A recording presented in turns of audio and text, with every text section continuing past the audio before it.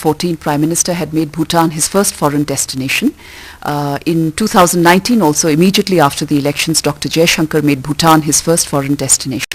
Likewise, from Bhutan, Prime Minister Lote Tshering first December 2018. So Prime Minister's current visit may be seen as a continuum leading to a strengthened India-Bhutan partnership.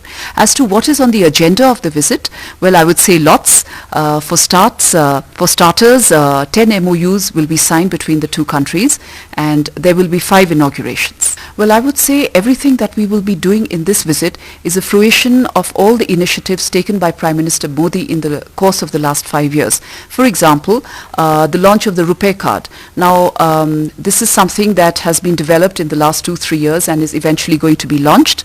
Going forward, also in the financial sector, we will now be working towards the launch of the Bhim app. Likewise, also the ground earth space station. You would recall that in 2017 India had launched the South Asia satellite. Bhutan had been provided with a transponder, as a consequence of which a ground earth space station was built. It's ready now. It's going to be inaugurated by the Prime Minister, and this will be connected to terminals across the country, giving Bhutan immense benefits in terms of communications, broadcasting and disaster management. So all of these initiatives that you see in this visit are the result of a lot of hard work undertaken during the course of Prime Minister Modi's past 5 years. Well, in both meetings, the two sides will discuss the full range of bilateral relations. The two sides will also discuss international issues and regional issues of common concern. I would say Prime Minister's visit in 2019 is coming at a very fortuitous time for Bhutan, because Bhutan will shortly graduate to middle income country status. This is a very unique development paradigm that they follow, because on the one hand, while there is economic growth and prosperity, at the same time they balance that off with the famed happiness concept. And India over the years has played a major role also in the socio-economic development of the country per the wishes, aspirations and priorities of the people of Bhutan. So I think all of these various issues would be on the table, and also, as I've just mentioned, the 10 memorandums of understanding that would be signed, and 5 very substantive inaugurations which are taking India-Bhutan relations to the next level. Yes, the Sankosh hydroelectric power project discussions have started between our two sides, and going forward we are very hopeful that an agreement will be reached. As far as India's development assistance to Bhutan is concerned, we are in the 12th 5-year plan of Bhutan. So as you can see, this has been a long journey where India has been supporting Bhutan, as I said, per the wishes, aspirations and priorities of the people of Bhutan, and this process will continue further forward also. Yes, thank you. I'm very glad you asked this question, because I think we all agree that education and knowledge are very crucial aspects if any nation is to progress. So in the course of this upcoming visit, the STEM sector is particularly in focus, science, technology, engineering and math.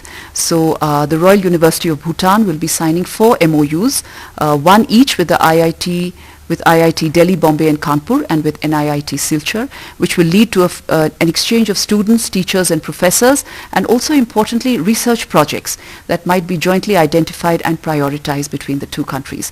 So I think this is a very positive development, particularly since the focus is in the STEM subjects. Okay. I think the other 2 projects that you would be talking about would be, one is the interconnection between India's National Knowledge Network and its counterpart in Bhutan, which is the Druk Research and Education Network. This interconnection will ensure that a whole space, a whole universe of knowledge will open up for Bhutan, connecting Bhutan to the various networks in India and across the globe. So this can only benefit and grow any country.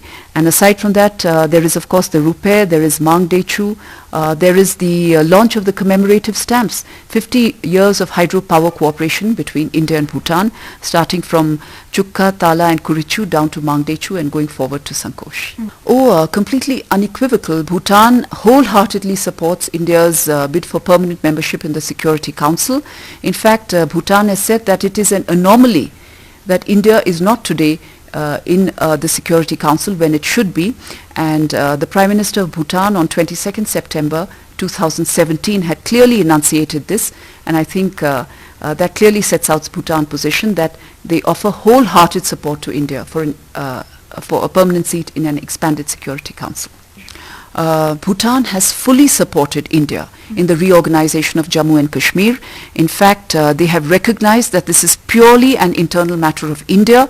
In fact, they have lauded it as a very bold, courageous and forward-looking step that will ensure the socio-economic development of Jammu and Kashmir, as also bring peace, progress and prosperity to the Union Territory. Yes, there is. As I mentioned, this is a whole new sector and space that is opening up between India and Bhutan. So while on the one hand, Prime Minister will be inaugurating the Ground Earth Space Station, at the same time, under the Unnati program of ISRO, Bhutanese space engineers have trained in India. Going forward, this training will also continue. Bhutanese would also be benefiting from training and capacity building that India will impart to Bhutan in terms of analyzing data from India's remote sensing satellite. And going forward, I think there are many projects in the pipeline which I'm sure in due course all of you would know about. Thank you so much. Thank you. Yeah, Thank you so much. So much.